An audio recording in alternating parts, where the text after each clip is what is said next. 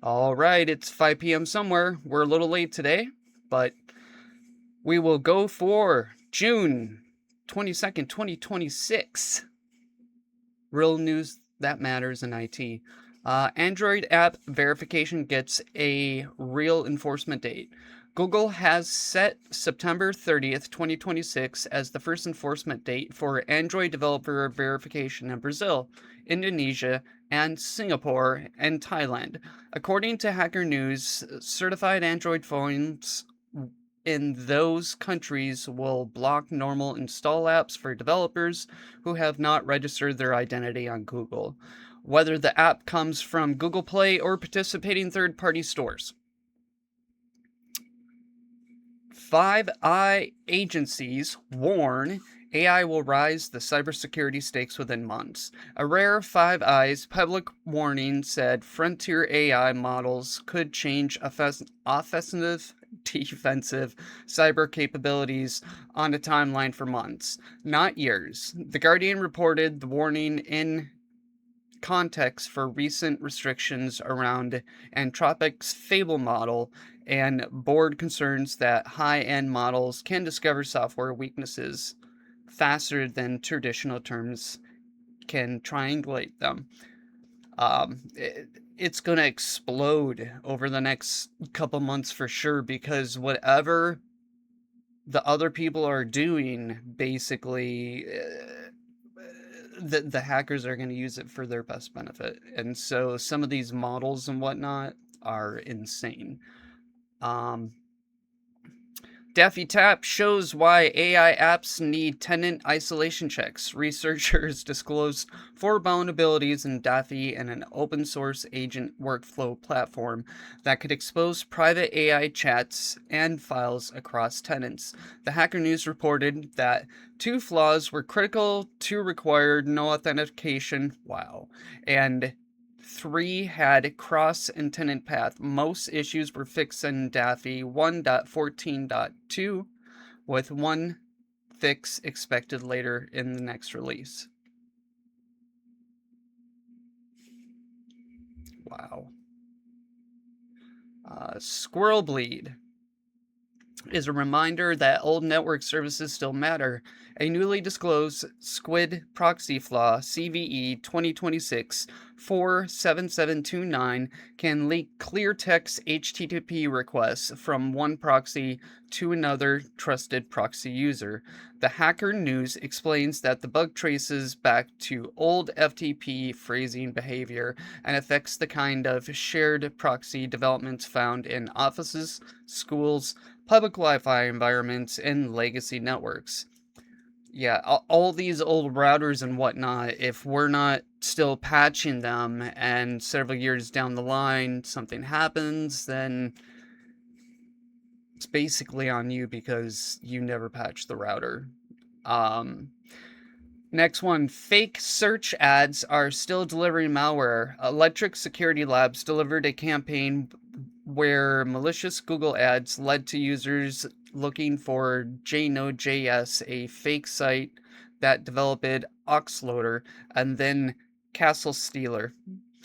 The Hacker News reported that the attack used fake install behavior, PowerShell, UAC prompts, DLL side loading, and anti-analytic tricks.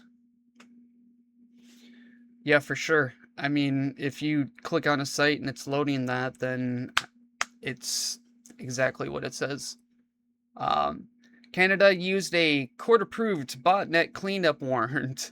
There are also a piece of good defense news. Canada Spy Service received court approval to neutralize foreign-run botnets on infected servers, routers, and IoT devices located in Canada.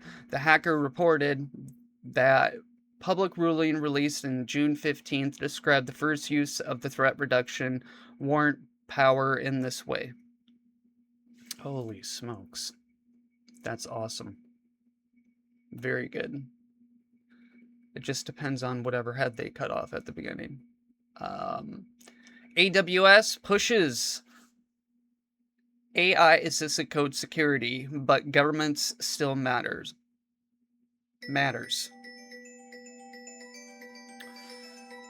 I got a phone call right in the middle of the news broadcast. I'll call that one here. Let's try this again. AWS pushes AI assisted code security, but governance still matters. AWS continued highlighting new AI agent secure tools from its New York summit, including AWS Continuum for Code vulnerabilities. The AWS Weekly Roundup for June 22nd frames the news around the agent security and developer assistance. InfoWorld described Continuum as an effort to help developers and security teams automate vulnerability remediation. Stuttered on that last word. That's kind of good, I guess.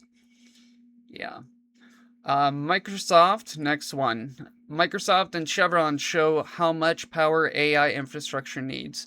Microsoft and Chevron signed a 20-year power agreement tied to a major West Texas data center project. BOE report in regional reporting to describe the project roughly 2.7 gigawatt in range.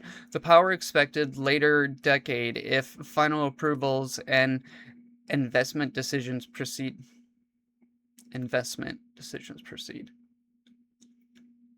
Also, just besides this article, we found out that Google partnered with someone. It was a startup company, and what they did is they drilled 2 big, massive holes down into the Nevada desert to basically allow steam to rise between these pipes, and so they're gonna basically power their data centers off of thermal power, basically, if that's the word for it.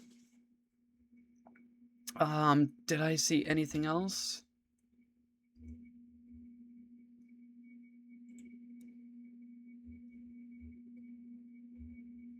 I did not. Just make sure all your systems are patched, because it was a bloodbath this weekend, and there's going to be fines here soon if that public, if not today, will has to be patched. So, but otherwise, if you like this, go ahead and thumbs up and subscribe. We'll talk to you guys later. Bye.